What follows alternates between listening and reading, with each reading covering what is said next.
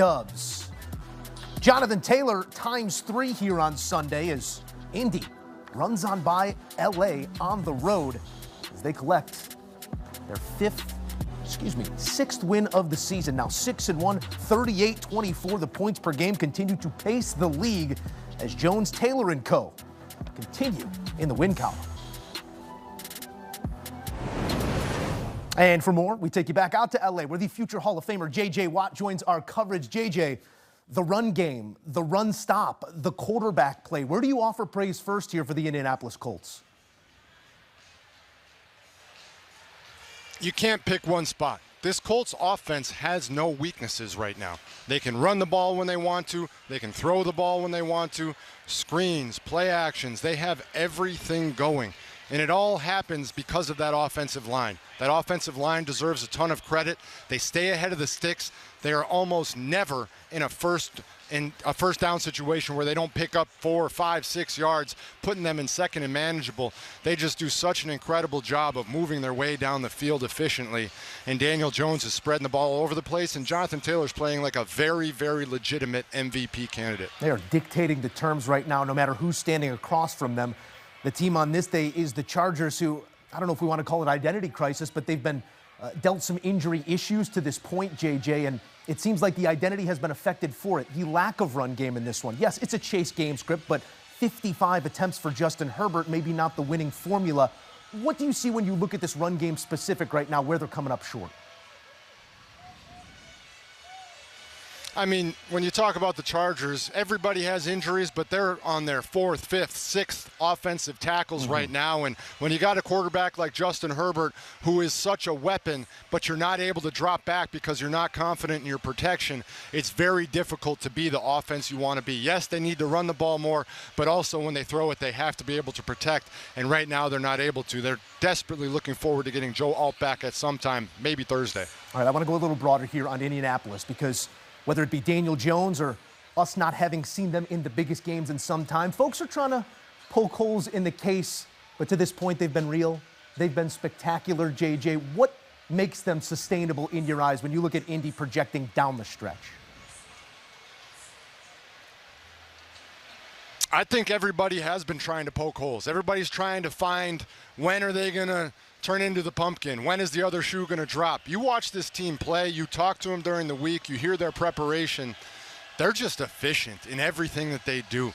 They move the ball well. They can do it so many different ways. As a defensive coordinator, you sit there and you try and game plan for one thing, and then you're like, oh, wait, I have to think about Tyler Warren. Oh, wait, I have to think about the deep ball with Alec Pierce. Oh, wait, I have to think about Jonathan Taylor. There's just a million different ways that they can beat you. They know it, and they go out there and they execute flawlessly. Efficient in his excellence as well. J.J. Watt, appreciate your time, pal. Thank you. Have a great one. All right, J.J. Watt joining us here on HQ on the tail end of another convincing Indy win. They're not just winning, they're hanging numbers. 31, 40, 41, 33, 38. The offense is humming, and it starts on the ground. Makes it 31-10. Taylor still not done. JT ×3. Colts go on to win it. 38-24. Their best 7-game start since 2009 when they were 14-0. But 6-1 will do as well. Again, 38 points as this offense continues to fire on all cylinders. Daniel, congrats on the win. 3 straight wins, 3 straight games, 30-plus points. How's this offense and you leading it making it look so easy? I think just, trying to execute at a high level. I think we're prepared going in. Coaches have done a great job game planning us, getting us ready, and then we've executed. I think the guys up front have played great. We've been able to run it, we've been able to throw it, so stuff to work on, but something to build on. Not that you care, but those of us on the outside, I think, are a little surprised at just how well this team is playing to start the season. What do we need to know about this group that maybe we didn't know going into the year? I don't know. It sounds like y'all didn't know much, but we're just going to keep going, keep working, and we have a lot of confidence. I think we got a lot of good players, guys who work hard and do the right things. You mentioned confidence. You've been playing this position for a long time. How much confidence are you playing with right now? Yeah, confident in our execution and who we have, and our how prepared we are going in week to week. But yeah, very, very confident. I think we all are. Last one for you. You've been around a lot of great backs as well. What does Jonathan Taylor bring to this group? Yeah, he's tremendous. He's incredible. Big game from him again today. It seems like week after week he shows up and pops those big runs. A couple in the red zone there that are real difference makers. But he's tremendous and has played at a really, really high level all season. Fun to watch. Keep it rolling. Thanks, Evan. So Daniel Jones says you might be surprised. We saw it all along. We're seeing something special out of Jonathan Taylor to this point. Most rushing touchdowns in the first 7 games of a season in Colts history. Head and shoulders your leader. Back in studio with the guys as we say hello to another hour, the two-time Super Bowl champs, and Logan Ryan and Bryant McFadden, my lead NFL insider Jonathan Jones. And JJ, I go to you first, and something that was uttered just a couple snaps into this season. Daniel Jones, his performance, one of the top offseason signings of the year, and it's continued to be that way. The run game obviously starts this thing, but everybody confident around the quarterback right now. Yeah, and you hedged just a little bit. One of the top offseason signings, I had a source tell me in week 1, the top offseason signing in the NFL. And right now, it's really hard to argue that, especially with the since and won Indianapolis Colts. Look, we always knew that Daniel Jones had the traits. That's why he was a top 10 pick coming out of Duke, going to the New York Giants. May have surprised some, but certainly Dave Gettleman, then the GM of the Giants, he saw something in him. And we saw it in his first 5 or so years with the New York Giants, just not consistently enough, right?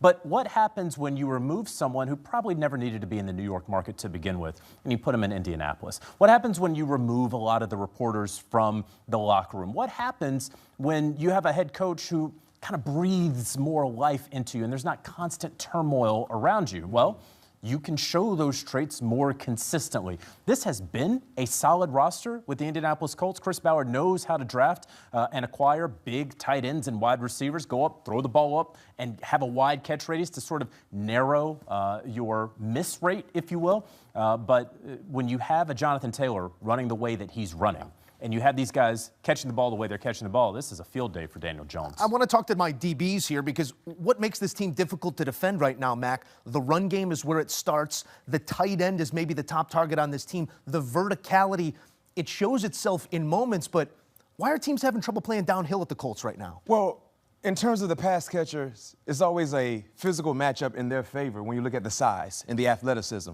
You look at Michael Pittman, he's around 6'3", 6'4". You look at Alec Pierce, he's around 6'3", 6'4". You know, Warren is 6'5", 6'6", and they're extremely athletic. So now it's almost like pick the way you want to die if you're a defensive coordinator. Because if you stack the box, you know Alec Pierce is going to try to take the top off the coverage. You talk about what Tyler Warren can do against linebackers or safeties. And if you play coverage and try to keep the roof over the house, then you allow Jonathan Taylor to jump around your defensive front for 4 quarters. See what you so did there. it's a difficult matchup in terms of how well their skilled players are playing, but none of that means nothing, Logan, if their offensive linemen don't do what they've been doing. They have been the MVPs for their entire team success, especially on the offensive side, when you look at how they dominate at the line of scrimmage. And right now, they're 6-1. We'd be remiss if we don't highlight the loss. Remember when they lost to Los Angeles there in SoFi Stadium weeks ago, there were 2 touchdowns that were called back. Yep. The A.D. Mitchell fumble and the holding call that negated that win. They could easily be undefeated right now in the NFL. Look, I'm not going to say pick the way you want to die against them. It's not like the greatest show on turf. I'm not going to claim them that quick as a defender in me. But what they're playing and how they're playing is consistent, and they're playing ahead of the sticks. And when you're a defensive, when you're a defensive coordinator, when you're a defensive player, you got to figure out if it's run or pass. Yeah. And when both are working, then you're chasing the game. When the running back is playing like the best running back in football and your quarterback's playing as efficient as anyone in football, I was a teammate of Daniel Jones. This is what we believe in Daniel Jones as his teammate, how hard he worked, how he prepared. It wasn't working all the time on Sundays because he wasn't always healthy, and then the offensive line wasn't giving him time when he was healthy. Yeah. But when he wasn't healthy in New York, and he had a great run in the backfield with Saquon, you saw they went to the playoffs that year. I'm glad you bring that up. Talk to me about his leadership style, because what we get from this side, it's not in your face, it's not loud, but there is a calm, quiet confidence to it. Is that what we see in a locker room as well from Daniel Jones? He's definitely a lead by example guy. He's not a pregame speech guy. What you see on TV is what you get. He's not a rah-rah guy, but Daniel Jones is in the building at 4 a.m. He's a Kobe Bryant worker. He's the first one in the building. He's in there squatting weight, lifting weights with the DBs, with the running backs. He's leading the sprints in practice. He's not afraid to throw after practice. He's a guy that's showing you how bad he wants it, and I'm happy that it's paying off for him on Sunday. And I know me and Logan had a discussion off camera. He was like, man, the Colts are really good. He's like, I'm waiting for them to kind of show me, like, they're not that good. But when you watch them play week in and week out, regardless against whoever the opponent is, they win in so many different ways where it's like they can actually be one of the best teams in the AFC when you look at the offensive line and, to your point, Daniel Jones. And also remember, Charvarius Ward, their big free agent signing, he's out with a second concussion in a couple of weeks. Yeah. They are still not all that healthy on defense, and I think we kind of saw that as the Chargers crept back into that game there in the second half. But again, credit to these Colts as they get healthy. If this is what they are, a couple of plays away from being undefeated through Week 7, look out. 33 points per game, pacing the NFL currently. We're offering credit to all of these places. JJ, how about the head coach in getting this to happen on time and in rhythm? Some places you have a bunch of talent, but you can't get it in the proper place.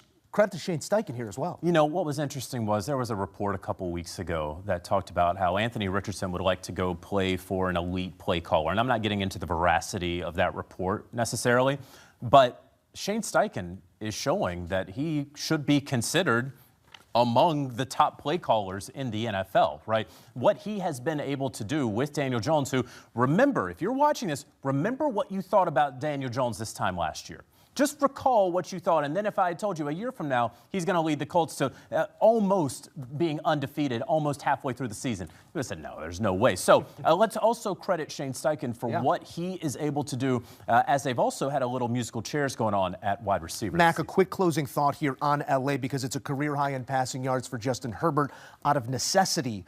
Almost here, spins it 55 times, but the absence of run game, how is it affecting who they want to be? Well, they're missing Omarion Hampton, and the issue with that, when he went out with that injury, he's just started to find his rhythm within the offense, becoming the playmaker that we know he could be. But outside of not having the ability to run the football defensively, Jesse Minter has been known to be a quality defensive-minded coach. Today, he had no answer for the Colts. You look at the Colts, they had, 20-plus points at halftime. 20-plus points at halftime on the road. That's not winning football when you look at the mindset of the Chargers and what they've been known to be in terms of the defensive side. We just didn't really see that defensive rhythm ever get going for the Chargers that allowed Daniel Jones and the rest of his offensive mates to do whatever it is they wanted to do. We got plenty more afternoon action coming to a head. Full highlights on the way here on HQ as you take a look at Indy's upcoming schedule at 6-1. You don't place them in the win-loss column until there's zeros on the clock, but the Titans, it's a winnable football game coming up in Week 8 to try and get to 7-1.